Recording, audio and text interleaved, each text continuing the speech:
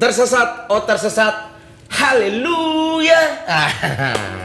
Coki.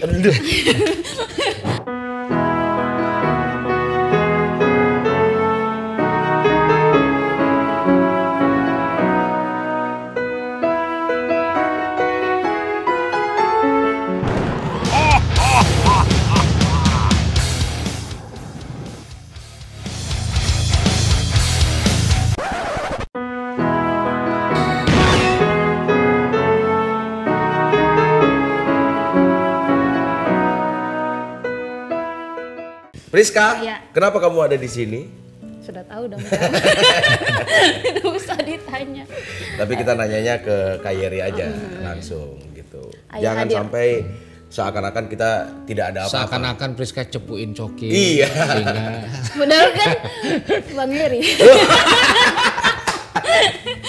Kak Yeri, ya kita tahu bahwa teman kita sedang ada masalah, Ya. gitu. Dan gue mau tanya, dia melakukan kesalahan, pasti dia berdosa. Kira-kira ganjaran apa yang setimpal dengan dosa yang dilakukan oleh Coki? Gila, judgement banget ya pertanyaannya ya. tapi ini menarik karena kita hampir belum pernah bahas soal pemaknaan dari domba tersesat itu sendiri. Oh, Iya kan ini kan segmennya domba tersesat. Iya. Jadi Gua datang di tengah-tengah sih, gembala dan domba itu angle yang sering sekali dipakai oleh Alkitab. Gembala melambangkan Tuhan yang menggembalakan dan domba itu kita. oke. Nah, domba tuh mencerminkan pribadi yang sebenarnya sangat bergantung dengan gembalanya. Kadang bukan karena dia mau tersesat, tapi karena dia tidak mendapatkan sirkulasi pengembalaan ini, dia bisa tersesat dengan sendirinya. Gitu. Berarti maksudnya domba tersesat tuh nggak sepenuhnya salah domba. Iya, karena waktu dia tidak mengikuti penggembalaannya itu, arahannya itu kan dibilang kalau di Yohanes 10 tuh domba jalannya di depan dan ada serigala-serigala yang lain. Nah jadi ada dua sisi, satu sisi ya dia membutuhkan gembalanya, sisi kedua ya jangan bandel lah. Ya kalau ganjarannya gini. Penghakiman tuh haknya Tuhan. Kita nggak boleh ngambil bagiannya Tuhan.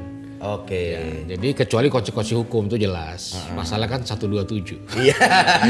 Kalau itu masalahnya dengan KUHP ya. Iya KUHP itu harus ada konsekuensi hukumnya. Iya. Tapi kalau misalnya dari sudut pandang Alkitab bahwa kita nggak bisa ngambil bagian dalam penghakiman itu karena kita pun diampuni.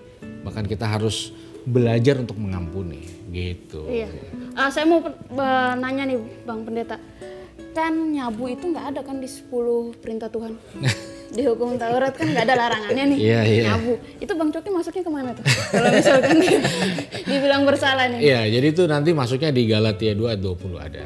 Di situ dijelaskan tentang perbuatan-perbuatan daging, mabuk, marah itu semua bagiannya adalah di situ. Iya, iya. Atau di bagian bahwa tubuh kita ini bait Allah. Jangan merusak bait Allah.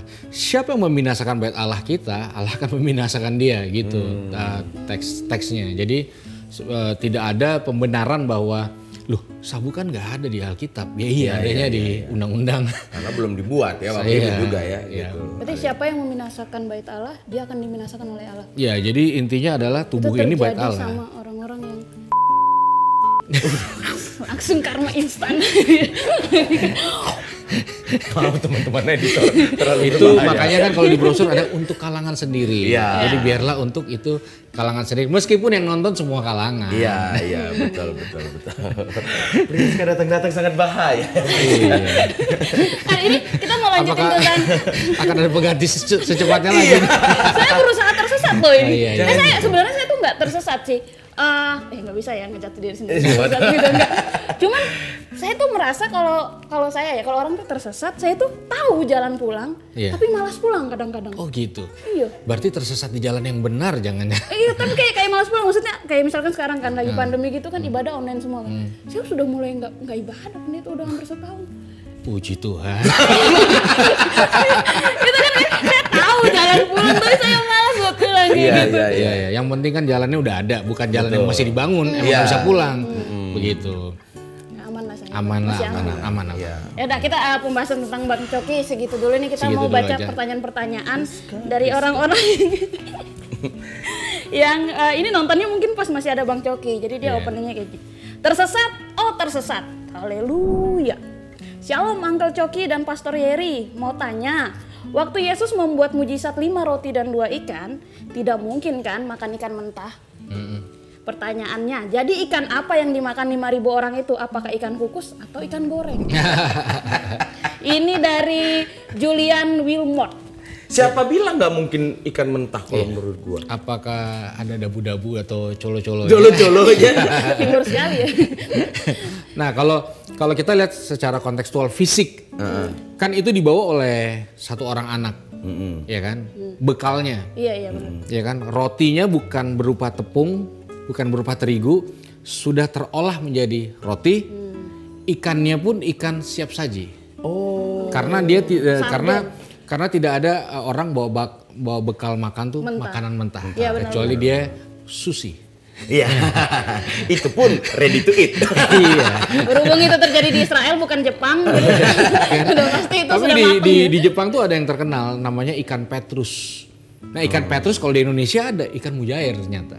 Sama ikan mujair kalau kita ke Maksudnya ikan Petrus yang di Jala Petrus waktu iya gitu. Jadi kalau kita ke Israel itu ada satu tempat yang nanti disuguhkan makanan namanya ikan petrus.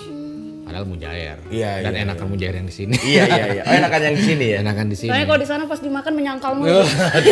Petrus ya. Jadi ya sepertinya yang termultiplikasi adalah roti yang sudah mateng ya ikan juga yang sudah mateng. Semua siap saji. Iya. Ya kan meskipun dan akhirnya sisa 12 bakul dan itu juga bukan mentah. Iya. Dan itu kan ditanya dulu di awalnya kan, siapa yang punya gitu kan. Anak kecil itu yang ngasih. Oke, matang Untungnya dari berarti. 5.000 orang di situ tuh nggak ada yang alergi seafood ya. Mungkin ada cuma nanti disembuhin di episode Oh selanjutnya. iya yang gusta-gusta. Loh kok kusta? Ya nggak jadi. Siap, Rizka. Gara-gara ikan kusta.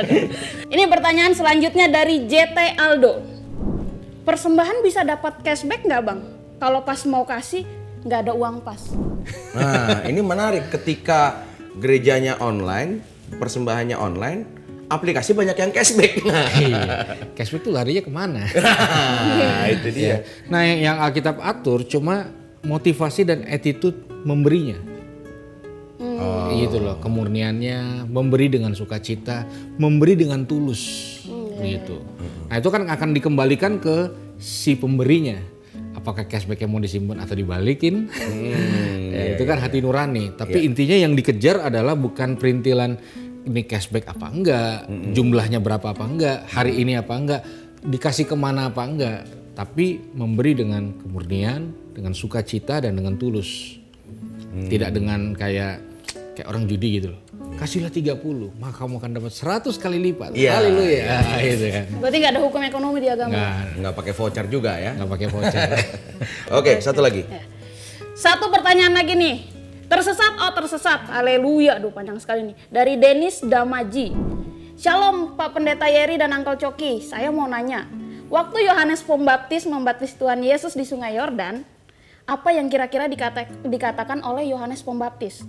Kan biasanya sebelum dibaptis pendetanya ngomong dalam nama Bapa, Putra, dan Roh Kudus. Nah kalau Tuhan Yesus sendiri yang dibaptis, apakah Yohanes akan ngomong dalam nama ayahmu, kamu, dan rohmu? Terima kasih Pendeta Yeri dan Uncle Coki, Tuhan Yesus memberkati.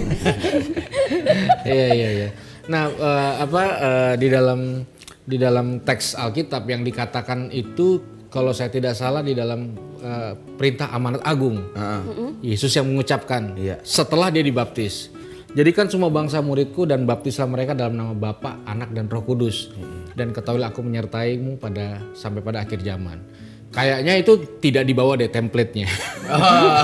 Itu kan semacam kayak template. Iya. Ya kan? Waktu zaman Yesus ya itu beda. Makanya kan Yohanes bilang loh harusnya kan saya yang dibaptis kok kamu yang dibaptis. Lalu Yesus berkata ya biarlah kehendakmu yang jadi. Gitu. Jadi, kita banyak bahas firman sejak ada Rizka. Iya. Kayaknya lebih firman semua nih. Lebih daging dalam kayaknya ini. Oh berarti, tapi yang waktu pembaptisan Yesus itu belum secara Kristen dong, ya kan? kontekstual Kristen iya. Oh, Karena Kristen kan satu bagian yang progresif. Nanti di Kisah Para Rasul baru tuh istilah itu ada. Oh iya iya. Ya kan. Kalau kita mau jujur, yang Yesus bawa bukan agamanya aja. Yang Yesus bawa adalah sebuah realita baru dalam kehidupan manusia. Iya. Kita punya realita, diberikanlah sebuah realita baru, gitu. Ya jadi itulah jawaban dari Pak Pendeta tadi. Berarti waktu Yesus dibaptis itu Bukan pakai template, tapi sesuai dengan bahasanya juga. Dan nggak harus supaya pengikutnya juga baptisnya di Sungai Yordan. Saya pernah tuh baptis di Sungai Yordan. Pernah ya? Iya. Masalahnya adalah digigitin ikan di kaki. Serius itu ada ikan di situ. Ada ikannya. untung gak ada buaya. Begitu naik, ikan-ikan ikut naik. Kalau Kamar ada ikan-ikan yang dioptis. Karena ada yang berpikir kayaknya lebih afdol kalau di Sungai Yordan. Dan kayaknya yang di Sungai Yordan itu, yang di Israel itu yang dijadikan tempat baptisan, bukan tempat secara kontekstual karena Sungai Yordan itu panjang dan banyak spot. Iya, Itu jadi suatu situs rohani yang banyak orang akhirnya memutuskan untuk baptis di situ. Dan hebatnya orang sana bayar. Apapun yang terjadi, persembahan kasih tetap ada ya. Bayar. Dapat balik lagi sertifikat. tergantung motivasinya tadi. Oh, dapat sertifikat. Dapat sertifikat. Sertifikat udah dibaptis di Yordan. Iya, jadi ini pernah kita bahas nih waktu dulu sama Coki. Dulu orang bilangnya, jadi saya tidak mengarahkan orang untuk ada yang namanya peneguhan pembaptisan. Itu nggak ada di Alkitab. Tapi kalau kita ke Israel ada yang mau baptis lagi. Loh kan saya udah baptis, nanti mereka akan kasih tahu ini namanya peneguhan pembaptisan. Padahal kontekstual dalam Alkitabnya nggak ada. Terus sertifikatnya bisa dipakai buat apa aja? Pakai buat ngelamar kerja mungkin. Iya, sama buat masuk mall kayaknya. Kalau sekarang. Ini ganti vaksin, sertifikat vaksin ya. Oke, terima kasih Pak Pendeta sudah jawab pertanyaan orang-orang ini, Kak Ibob juga. Dan kita akan ketemu lagi di Domba Tersesat episode selanjutnya.